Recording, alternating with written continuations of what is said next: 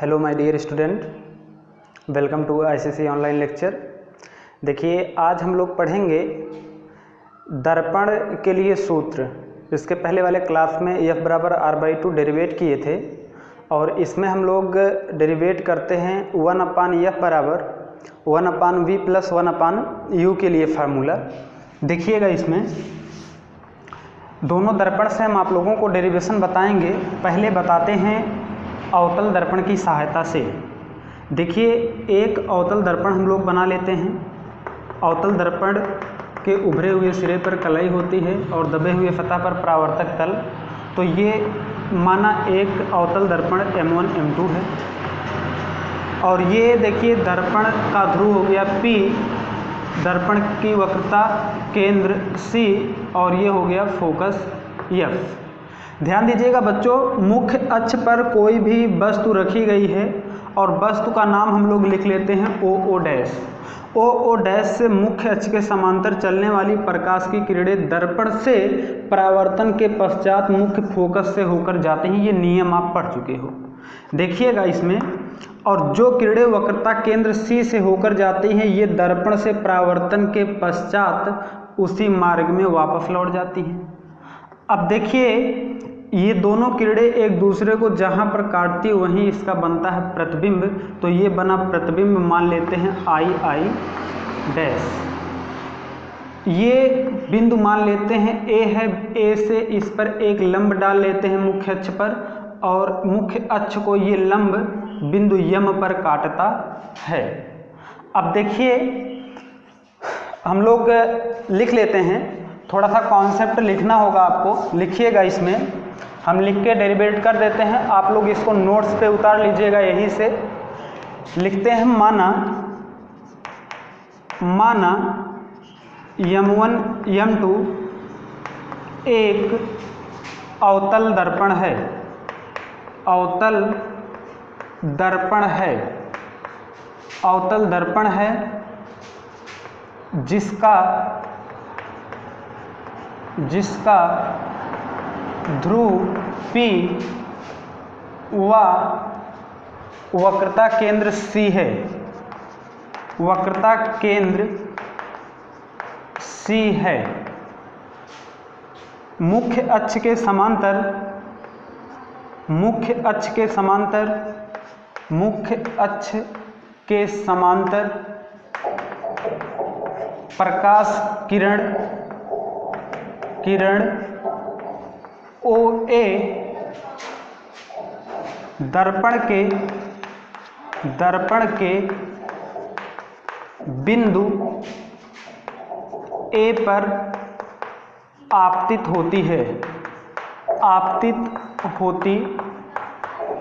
ध्यान दीजिएगा इतना। माना M1 M2 एक अवतल दर्पण है जिसका ध्रुव P व वक्रता केंद्र C है। मुख्य अक्ष के समांतर चलने वाली प्रकाश किरण OA दर्पण के बिंदु A पर आपतित होती है। अब देखिए, आगे हम लोग लिख लेते हैं कि वस्तु OO' का प्रतिबिंब बिंदु II' पर बनता है। उसके बाद चित्रानुसार हम लोग देखते हैं, चित्रानुसार देखते हैं, समकोण त्रिभुज लेते हैं। देखिएगा, समकोण त्रिभुज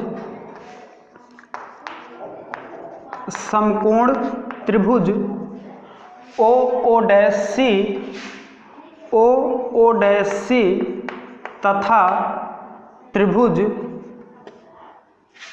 AM, या आप कह सकते हो II' ही ले लेते हैं यहाँ से, II'।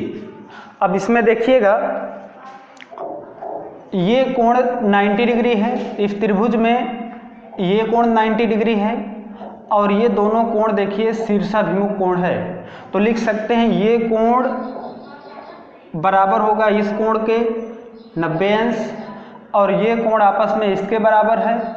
और किसी भी समकोण त्रिभुज के दो कोण बराबर हुए, तीसरा कोण अपने आप बराबर होगा। और ये दोनों त्रिभुज हो गया समरूप। समरूप त्रिभुज का मतलब होता है कि उनकी भुजाएं अनुपातिक होती हैं। जब ये दोनों त्रिभुज समरूप हो गए तो हम कह सकते हैं इसकी भुजाएं अनुपातिक होंगी। तो समकोण त्रिभुज OO' तथा II' समरूप त्रिभुज हैं, लिख सकते हैं। समरूप त्रिभुज हैं,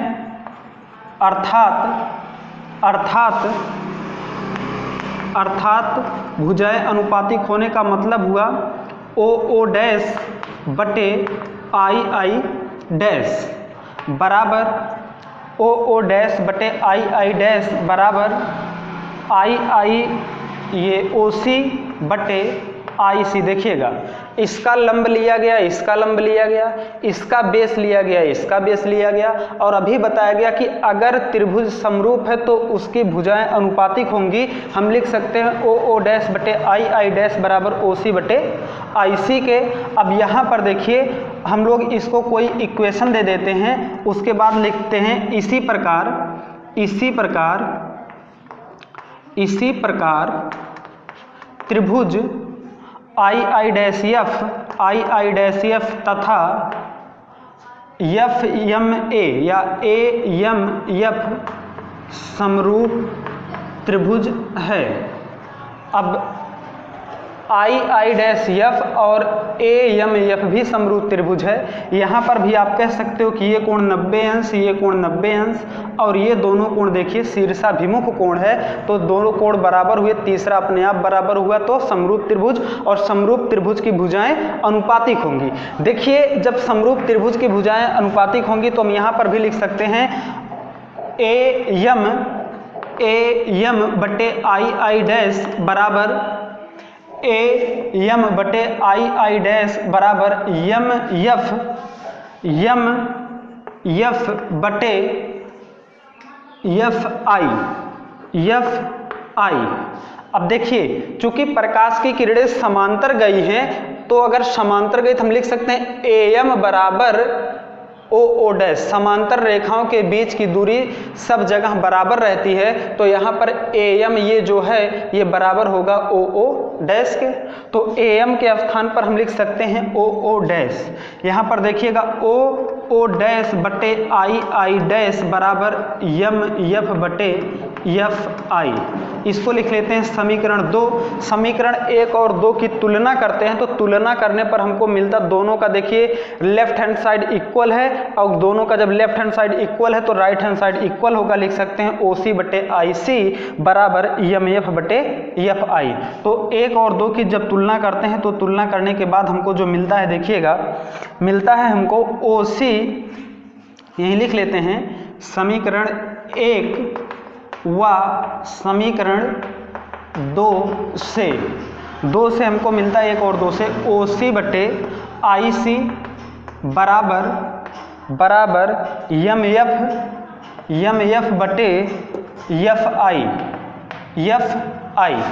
अब यहाँ देखिए, सबका मान हम लोग रख लेते हैं। OC का मान हमको दिया नहीं है, OC का मान हमको दिया नहीं है, ये सॉरी OC यही देखिए दिखाया गया है। यहाँ पर आप लोगों को बताया गया था कि ध्रुव से लेकर F तक की जो दूरी होती है उसको कहते हैं फोकस दूरी, स्मॉल f से प्रदर्शित करते हैं। ध्रुव से लेकर प्रतिबिंब की जो दूरी होती है, प्रतिबिंब की दूरी को V से प्रदर्शित करते हैं। ध्रुव से लेकर C तक की जो दूरी है वक्रता त्रिज्या R से प्रदर्शित करते हैं।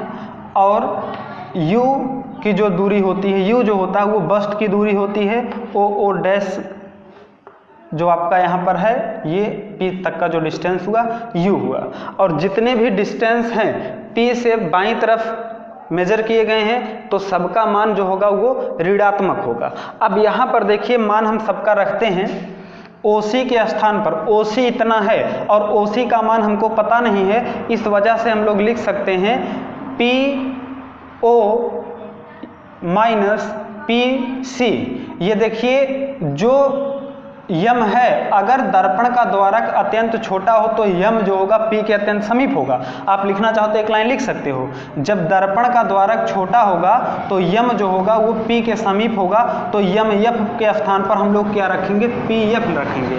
तो जहाँ यम है उसके स्थान पर हम लोग रख लेते हैं PF। देखिएगा, OC बटे IC बराबर PF बटे FI।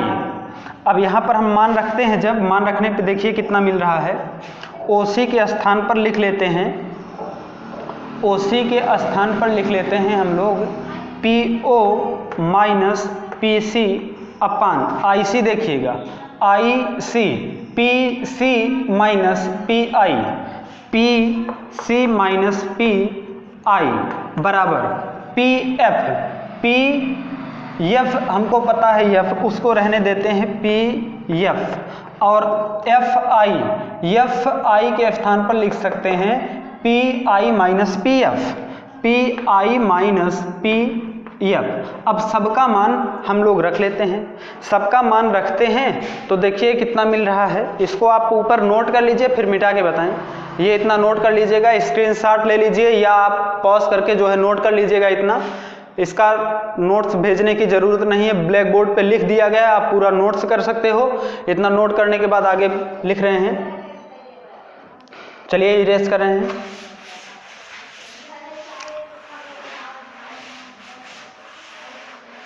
अब देखिए हमको इक्वेशन जो मिला PO minus PC upon PC minus PI equal to PF upon PI minus PF। तो PO का मान है U के बराबर और सब दूरी बाईं तरफ है तो सबका मान हम लोग लेंगे ऋणात्मक। PO के स्थान पर माइनस U माइनस PC के स्थान पर लेंगे माइनस R अपान PC, देख लो यहीं वैल्यू देखते रहिए, माइनस R PC फिर हुआ आपका minus R minus PI image की डिस्टेंस V माइनस V, ये आपका हुआ equal to PF focal length बाईं तरफ ये भी है minus F upon PI minus V लिए थे PI का मान, फिर बीच में माइनस लगा है PF और PF के स्थान पर माइनस F। इतना हुआ बच्चों। देखिएगा आगे देखिए ये माइनस माइनस प्लस हो जाएगा, minus U plus R upon minus R plus V equal to minus F upon minus V plus F। अब त्रिय गुणा कर लेते हैं, गुणा करते हैं तो कितना मिलता है देखिएगा। U का मल्टीप्लाई करते हैं माइनस माइनस प्लस UV और U का गुणा F में माइनस UF, R का गुणा इसमें minus RV minus RV, R का गुणा F में करते हैं प्लस RF बराबर F का गुणा इसमें करेंगे प्लस RF और F का गुणा इसमें करेंगे माइनस FV। तो देखिए RF प्लस दोनों तरफ कैंसिल हो रहा है। और इसके पहले वाले कॉन्सेप्ट में आप लोगों को बताया गया था F बराबर होता है R/2।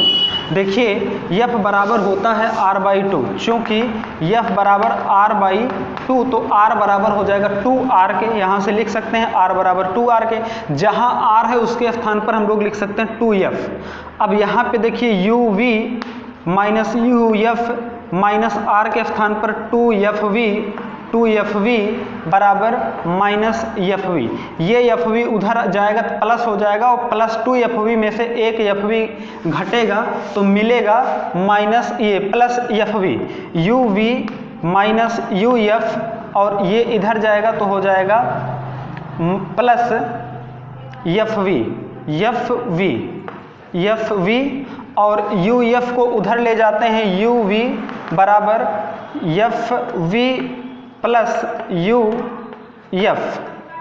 देखिए UV F से भाग करते हैं दोनों पक्षों में, जब दोनों पक्षों में UV F से भाग करेंगे तो UV अपान UVF बराबर FV UVF प्लस UF भागे UVF।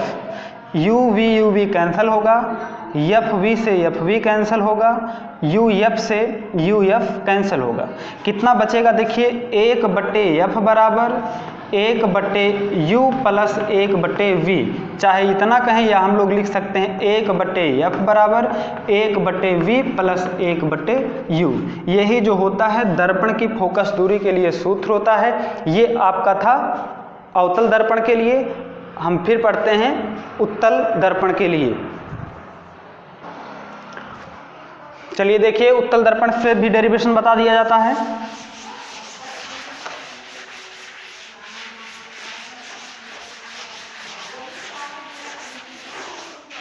इसके लिए देखिए यहाँ पर एक उत्तल दर्पण बना लेते हैं, फिगर ड्रा कर लेते हैं। ये हो गया आपका एक उत्तल दर्पण। ये देखिए इसका हो गया मुख्य अक्ष, ये ध्रुव P, इसका कहीं इधर सेंटर हुआ और यहाँ पर कोई भी ऑब्जेक्ट रखी गई, कोई भी वस्तु रखी गई है, ओ डैश वस्तु का नाम है, और यहाँ से प्रकाश की किरणें कुछ इस तरह से चलती हैं, बिंदु A पर आपतित होती हैं और यहाँ से इसका हो जाता है परावर्तन, और जो किरणें फोकस परावर्तित होती हैं वो फोकस से आती हुई प्रतीत होती हैं, ये हो गया F। और जो किरणें वक्रता केंद्र C की ओर जाती हैं वो दर्पण से परावर्तन के पश्चात उसी मार्ग में वापस लौट जाती हैं। अब देखिए यहीं पर इसका बन गया प्रतिबिंब, ये जो प्रतिबिंब बना ये आभासी प्रतिबिंब बना। अब देखिए इसको सॉल्व करने के लिए इसको C लिख लेते हैं, P से लेकर O तक का जो दूरी है वस्तु की दूरी U लिख लेते हैं इसको, और P से लेकर फोकस दूरी को F लिखते हैं, F। P से लेकर प्रतिबिंब की दूरी जो होती है वो V लिखते हैं, प्रतिबिंब की ये दूरी है V, और P से लेकर C तक की जो दूरी है वो वक्रता त्रिज्या R। मान लेते हैं दर्पण का नाम है M1 और M2। जहाँ पर प्रकाश की किरण आपतित हुई वहीं से एक डाल लेते हैं यहाँ पर लंब AM। ध्यान दीजिएगा, फिगर अगर आपके समझ में आ गया तो डेरिवेशन आप आसानी से कर सकते हो, निगमन आप आसानी से कर सकते हो। देखिए इसमें आप फिगर के बारे में बोल सकते हो और ये रटना नहीं है, जो कॉन्सेप्ट बोला जाता है कॉपी में लिखना कंपलसरी होता है, कुछ लोग इसी से हड़बड़ा जाते हैं। तो जो आप बनाए हो वही आप अपने लैंग्वेज में कहिए। हम अगर उत्तल दर्पण लिए, देखिए बोल रहे हैं, ध्यान दीजिएगा, माना M1 M2 एक उत्तल दर्पण है, माना M1 M2 एक उत्तल दर्पण है जिसका ध्रुव P व वक्रता केंद्र C है। मुख्य अक्ष पर स्थित वस्तु O डैश से मुख्य अक्ष के समांतर चलने वाली प्रकाश किरण O डैश A दर्पण के बिंदु A पर आपतित होती है। दर्पण से परावर्तन के पश्चात मुख्य फोकस से आती हुई प्रतीत होती है। वक्रता केंद्र C की ओर जाने वाली प्रकाश की किरणें दर्पण से परावर्तन के पश्चात उसी मार्ग में वापस लौट जाती है और दोनों किरणें एक दूसरे को बिंदु I डैश पर मिलती हुई प्रतीत होती हैं। I डैश वस्तु O डैश का आभासी सीधा व वस्तु से छोटा प्रतिबिंब ध्रुव और फोकस के बीच में बनता है। अब देखिए आगे हम लोग ट्रायंगल लेते हैं त्रिभुज O डैश C। चित्र के अनुसार देखिएगा, त्रिभुज O डैश C तथा त्रिभुज I डैश C समरूप त्रिभुज हैं। समरूप त्रिभुज का मतलब हुआ कि दो त्रिभुजों के जो संगत कोण है वो आपस में बराबर हों। तो देखिएगा O डैश C इस त्रिभुज में ये 90 अंश, I डैश C में ये कोण 90 अंश, और ये कोण दोनों त्रिभुज में इसमें भी है और इसमें भी है। तो उभयनिष्ठ कोण हो गया, दो कोण बराबर तो तीसरा बराबर, तो दोनों त्रिभुज क्या हो गए, समरूप हो गए। और अगर दोनों त्रिभुज समरूप हो गए तो इनकी भुजाएं जो होंगी वो अनुपातिक होंगी। अब देखिए अगर भुजाएं अनुपातिक होंगी तो वही हम लिख लेते हैं, समरूप है अर्थात हम लोग लिख सकते हैं O डैश बटे I डैश बराबर OC बटे IC, equation number first. Similarly इसी प्रकार लिख सकते हैं, इसी प्रकार त्रिभुज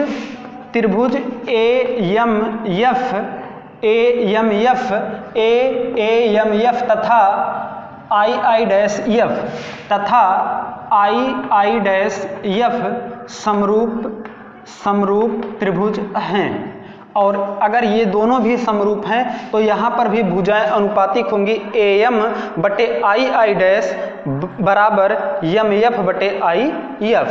तो हो जाएगा AM बटे I डैश बराबर MF बटे यफ। देखिएगा अगर ये दर्पण का जो द्वारक है ये बहुत छोटा हो तो ए जो होगा ये अत्यंत इसके समीप होगा, पी के समीप होगा, और जब ए पी के समीप होगा तो ये जो यम है ये यम भी पी के अत्यंत समीप होगा। तो यम के स्थान पर लगभग हम लोग पी लिख सकते हैं क्योंकि ये दोनों एकदम पास पास होंगे।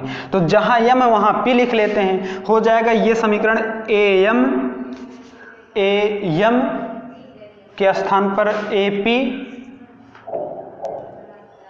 ए यम के स्थान पर देखिएगा पी लिखने के लिए कह रहे हैं, लेकिन ये A M O O dash के बराबर है तो हम चाहें तो इसके स्थान पर ओ ओ डैश लिख लेते हैं। ओ ओ डैश बटे आई आई डैश बराबर यम यफ के स्थान पर लिख लेते हैं पी यफ बटे आई यफ, पी यफ बटे आई यफ, इसको लिख लेते हैं समीकरण नंबर 2। अब समीकरण 1 और 2 का तुलना कर लेते हैं। समीकरण 1 व 2 से देखते हैं हमको मिलता है, दोनों का लेफ्ट हैंड साइड इक्वल है तो राइट हैंड साइड इक्वल हो जाएगा। लिखते हैं ओ सी बटे आई सी बराबर पी एफ बटे आई एफ, पी एफ बटे आई एफ। अब इसको हम लोग देखिए तोड़ लेते हैं अलग अलग पार्ट में। ओ सी ये पूरा मान है, ओ सी के स्थान पर लिख सकते हैं P O plus P C, P O plus P C अपन आई सी, आई सी के स्थान पर लिख सकते हैं P C minus P I, P C minus P I बराबर पी एफ रहने देते हैं क्योंकि पी एफ का मान हमको पता है इसमें एफ, अपान आई एफ का मान पता नहीं है, आई एफ का मान पता नहीं है। देखिए इसमें इसको पता करने के लिए लिख लेते हैं पी एफ माइनस पी आई, क्योंकि पी एफ का भी पता है और पी आई का भी पता है, तो पी एफ माइनस पी आई। अब ये आपका मान इसमें रख लिया जाता है, सब जो बाईं तरफ है उसका मान नेगेटिव, जो दाईं तरफ है उसका मान पॉजिटिव होगा, चिन्ह परिपाटी में यही पढ़े हो। तो पी ओ देखिए बाईं तरफ है negative value minus you plus ये दाहिनी तरफ है आर अपान पी सी दाहिनी तरफ है प्लस में आर माइनस पी आई दाहिनी तरफ है, पी आई के स्थान पर वी बराबर पी एफ के स्थान पर एफ दाहिनी तरफ प्लस है, पी एफ दाहिनी तरफ प्लस है माइनस पी आई दाहिनी तरफ प्लस है वी। फिर हम लोग त्रियक गुणा कर लेते हैं, त्रियक गुणा करके देखते हैं। देखिएगा u से मल्टीप्लाई इसमें करेंगे माइनस यू एफ, यू का इसमें प्लस यू वी, आर का इसमें प्लस आर एफ, आर का इसमें माइनस आर वी और बराबर एफ का इसमें करेंगे आर एफ, आर का एफ का इसमें करेंगे minus F V, R F plus cancel हुआ और बच क्या रहा है यू एफ, और जहां आर है आर के स्थान पर अभी बताया गया था 2f हम पढ़ चुके हैं, तो लिख सकते हैं इसके स्थान पर minus U F plus U V equal to इसके स्थान पर 2f और 2f उधर जाएगा प्लस हो जाएगा, बचेगा केवल यहाँ पर 2f में से एक f भी घट जाएगा, मिलेगा f इंटू वी। अब देखिए u v बराबर uf प्लस एफ वी। फिर हम क्या करते हैं दोनों पक्षों में यू वी एफ से भाग करते हैं, यू वी एफ से भाग करते हैं, यू वी एफ से भाग करते हैं, यहाँ पर भी यू वी एफ से भाग करते हैं। भाग करने पर यहाँ पर यू से यू वी कैंसिल, 1/f बचा, यहाँ यू एफ कैंसिल होगा वी बचेगा, यहाँ एफ वी कैंसिल होगा यू बचेगा। तो हमारा फाइनल जो इक्वेशन मिला वो क्या मिला, फाइनल इक्वेशन देखिए मिल रहा है, यहाँ पर लिख देते हैं 1/f बराबर 1/v प्लस 1/u। दर्पण का सूत्र ये हम लोग निगमन कर डाले उत्तल दर्पण की सहायता से। तो ये आपका था अवतल दर्पण की सहायता से तथा उत्तल दर्पण की सहायता से दर्पण की फोकस दूरी के लिए सूत्र की व्युत्पत्ति। आप लोग इसको नोट कर लीजिएगा। और एक दिन का क्लास और बचा है इस चैप्टर में, बचा है आपका लीनियर मैग्निफिकेशन, रेखीय आवर्धन, एक टॉपिक और पढ़ाना है और उसी टॉपिक में आपके अवतल दर्पण हो या उत्तल दर्पण हो इनके यूज क्या होते हैं ये बताए जाएंगे। और पढ़ते रहिए, अगर किसी भी कॉन्सेप्ट में कोई भी समस्या आती है तो आप कॉन्टेक्ट कीजिए, आप समस्या का सलूशन दिया जाएगा। Thank you so much.